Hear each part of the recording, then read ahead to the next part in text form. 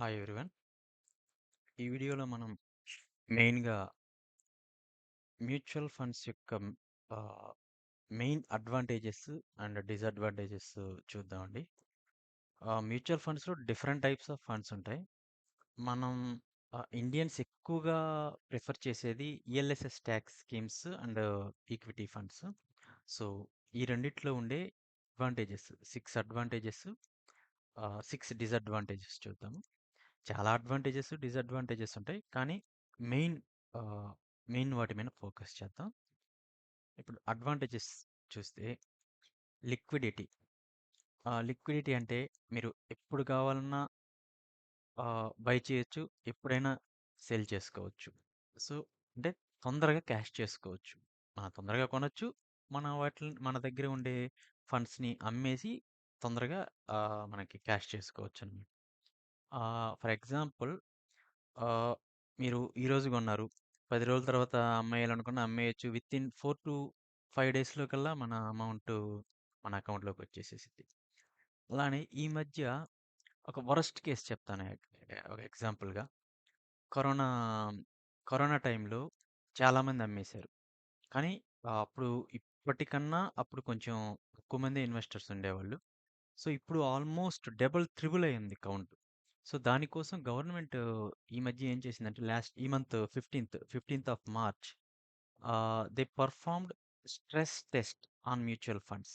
అంటే ఏందంటే ఆహ్, ఏదైనా ఒక bad like corona or any crisis వచ్చినప్పుడు ఏదైనా ఒక ఫర్ ఎగ్జాంపుల్ క్వాంట్ ఫండ్ అని తీసుకుందాం. వాళ్ళ దగ్గర ఉండే 100% of I mean 100% of clients ఉంటారు కదా! వాళ్ళ అందరిలో ఎగ్జాంపుల్ ఒక 50% ఆర్ 25% ఆహ్, క్లయింట్స్ అమ్మేయాలనుకుంటున్నారు. ఎట్ ఏ టైమ్ అందరూ పోయి ఒక 25%, 35% clients, half of the clients ఇమ్మీడియేట్‌గా అమ్మేయాలనుకుంటున్నారు. ఈరోజు అమ్మేయాలనుకుంటారు. అమ్మేస్తారు. అమ్మేస్తే వాళ్ళు ఆ స్ట్రెస్ టెస్ట్‌లో తెలుసుకునిందేందంటే అమ్మిన ఇఫ్ 25% అరౌండ్ 25% పీపుల్ గాని అమ్మితే వాళ్ళు 12 డేస్‌లో వాళ్ళకి అమౌంట్‌ని అరేంజ్ చేయగలరు.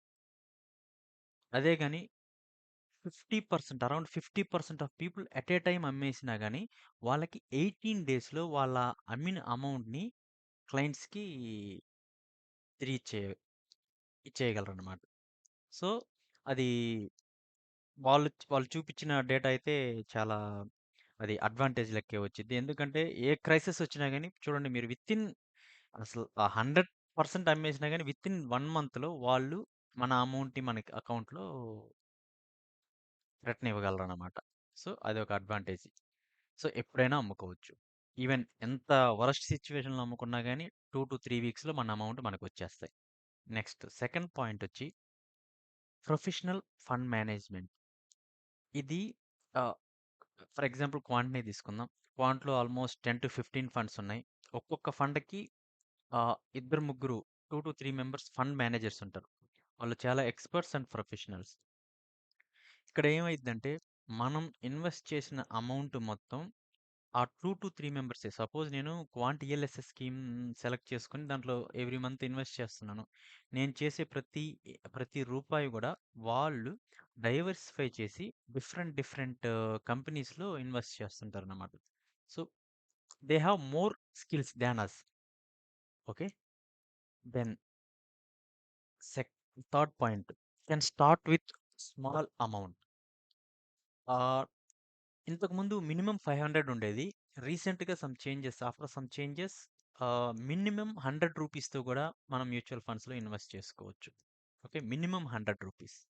ఎవ్రీ మంత్ 100 రూపీస్ అట్లా lump sum 100 rupees I mean ఒకేసారి 100 రూపీస్ చేసి వదిలిపెట్టేయొచ్చు. ఎవ్రీ మంత్ 100 రూపీస్ చేసుకోవచ్చు. సో, మినిమమ్ 100 రూపీస్ అన్నమాట. నెక్స్ట్ నెక్స్ట్ పాయింటొచ్చి SIP or lump sum. SIP అంటే సిస్టమాటిక్ ఇన్వెస్ట్‌మెంట్ ప్లాన్. చెప్పాను గదా! ఎవ్రీ మంత్ గాని, ఎవ్రీ వీక్లీ, మంత్లీ, క్వార్టర్లీ అలా సెలెక్ట్ చేసి సపోజ్ ఎగ్జాంపుల్ ఆహ్, నేను 5000 రూపీస్ మంత్లీ ఇన్వెస్ట్ చేయాలనుకుంటున్నాను.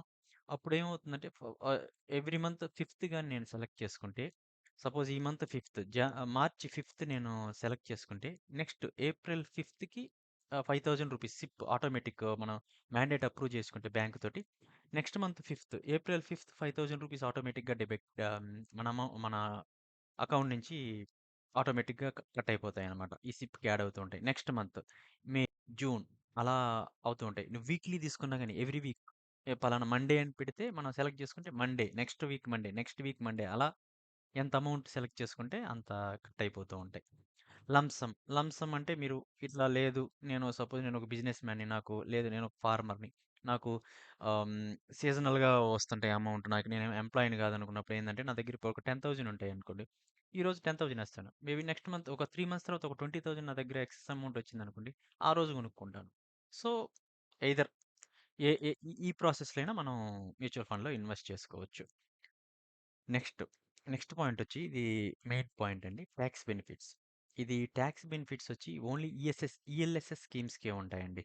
ఇది ఈక్విటీలో ఉండదు. ELS mutual fund scheme select చేసుకుంటేనే టాక్స్ బెనిఫిట్ ఉండేది. అప్ టు ఇయర్లీ 1,50,000 రూపీస్‌కి సెక్షన్ 80సి కింద మనం 1,50,000 రూపీస్‌కి టాక్స్ సేవ్ చేసుకోవచ్చు. ఓకే. సో, ఎవరైతే టాక్స్ పేయర్స్ ఉంటారో వాళ్ళకిది బెనిఫిట్ అనమాట. ఆల్మోస్ట్ నేను 6 ఇయర్స్ నుంచి నా దగ్గరుండే పోర్ట్‌ఫోలియోలో majority of portfolio belongs to ELSS tax saving schemes. Okay. Next past returns. మనకి పాస్ట్ స్టాటిస్టిక్స్ చూసుకుంటే కొంత ఓకే. మనం కొంత జడ్జ్ చేసుకోవచ్చు. ఇది ఎలా ఉంది పర్‌ఫార్మెన్స్? ఫండ్ మేనేజర్స్ ఎవరు? ఇంతకుముందు ఆ ఫండ్ మేనేజర్స్ ఏ కంపెనీలో, ఏ ఫండ్‌కి మెయింటైన్ చేస్తుండేవాళ్ళు? ఇప్పుడు ఆ ఫండ్ నుంచి ఈ ఫండ్‌కొచ్చారు కదా! సపోజ్ వాళ్ళకి పాస్ట్ ట్రాక్ రికార్డ్ బాగుందనుకోండి. ఇది గూడా ఇప్పుడు సమ్‌వాట్ యావరేజ్ రిటర్న్స్ ఇచ్చినా గాని కొత్త ఫండ్ మేనేజర్స్ వచ్చి వాళ్ళు ప్రీవియస్‌గా ఉండే ఫండ్స్‌ని గాని ప్రాపర్‌గా హ్యాండిల్ చేసుంటే అవన్నీ అడ్వాంటేజెస్‌గా చూసుకోవాలి మనం. సో, ఈ పాస్ట్ రిటర్న్స్ మొత్తం స్టాటిస్టిక్స్‌లో ఉంటాయి. మనం గ్రో యాప్‌లో చూసుకున్నా, క్లియర్ టాక్స్‌లో చూసుకున్నా, లేకపోతే డైరెక్ట్ ఆ ఫండ్ యొక్క సైట్‌కెళ్ళి చూసుకున్నా గాని, మనకి స్టాటిస్టిక్స్ క్లియర్ కట్‌గా ఉంటాయి. రేటింగ్స్ గాని, కమెంట్స్ గాని అన్నీ ఉంటాయి. సో, మనకొక బేసిక్ ఐడియా అనేది పాస్ట్ రిటర్న్స్ బట్టి వచ్చిద్ది. సో, ఇప్పటి వరకు ఈ 6 మెయిన్ అడ్వాంటేజెస్ చూద్దాము. ఇప్పుడు ఆహ్, డిసడ్వాంటేజెస్ చూద్దాం. దీంట్లో కూడా మెయిన్‌గా ఉండే టాప్ 6 డిసడ్వాంటేజెస్ చూద్దాము. ఫస్ట్ డిసడ్వాంటేజ్ వచ్చి not in our control. Even మనం 100 రూపీస్ ఇన్వెస్ట్ చేస్తున్నా గాని, 100 క్రోర్స్ ఇన్వెస్ట్ చేస్తున్నా గాని, small amount or big amount మన చేతుల్లో కంట్రోల్ అనేది ఉండదండి. ఇది completely controlled by fund managers. Suppose క్వాంటై తీసుకుందాము. వాళ్ళు సంథింగ్ ఇన్‌ఫ్రాస్ట్రక్చర్ ఆర్ ఈఎల్ఎస్ఎస్ ఏదో ఒక ఫండ్ తీసుకున్నాము. ఇద్దరు ఫండ్ మేనేజర్స్ ఉంటారు. ఇద్దరో ముగ్గురో ఉంటారు. వాళ్ళు ఆహ్, ఒక 20 కంపెనీస్‌లో ఇన్వెస్ట్ చేస్తే ఫర్ ఎగ్జాంపుల్ 20 చేస్తే ఒక 10 కంపెనీస్ మంచి కంపెనీ మనం ఇన్వెస్ట్ చేసిన సపోజ్ నువ్వు ఒక 50 క్రోర్స్ ఇన్వెస్ట్ చేస్తున్నావు ఎగ్జాంపుల్. నీకు ఒక 10 కంపెనీలు నచ్చొచ్చు. మిగతా వాళ్ళు ఇన్వెస్ట్ చేసిన 10 కంపెనీలు నీకు నచ్చకపోవచ్చు. పర్‌ఫార్మెన్స్ గాని వాటెవర్ ఇట్ మే బి. మీ చేతుల్లో ఉండదు. నాకు ఆ 10 కంపెనీలు నాకొద్దని మనం చెప్పడానికి కూడా there is no accessibility with them. So, if you are interested proceed. If you are not interest just exit from that fund. That's all. Okay. మన చేతిలో ఏముండదు. అండ్ నెక్స్ట్ పాయింటొచ్చి చాయిస్ ఓవర్‌లోడెడ్. చాయిస్ ఓవర్‌లోడెడ్ అంటే ఒక example చెప్తాను. Around నేను నేనే almost చెప్పాను కదా! 6 ఇయర్స్ బ్యాక్ తీసుకున్నప్పుడు 1200 ఆర్ 1300 ఫండ్స్ ఉండేయి. ఏది తీసుకోవాలో నాకు బేసిక్ గూడా అవగాహన లేదు. జస్ట్ రివ్యూస్ చూసి ఒక 3 సెలెక్ట్ చేసుకొని ఆహ్, హ్మ్, తీసుకున్నాను. Almost okay. ఒక 2 అయితే యావరేజ్ రిటర్న్స్ వచ్చాయి. ఒకటి ఐసీఐసీఐ ఫండ్ మాత్రం నాకు ఆల్మోస్ట్ 18-19% యాన్యువల్ రిటర్న్ ఇచ్చింది. 18-19% అంటే నేను ఒక 1,00,000 ఇన్వెస్ట్ చేస్తే అది ఎవ్రీ ఇయర్ నాకు 18,000-19,000 రూపీస్ రిటర్న్ ఇచ్చింది.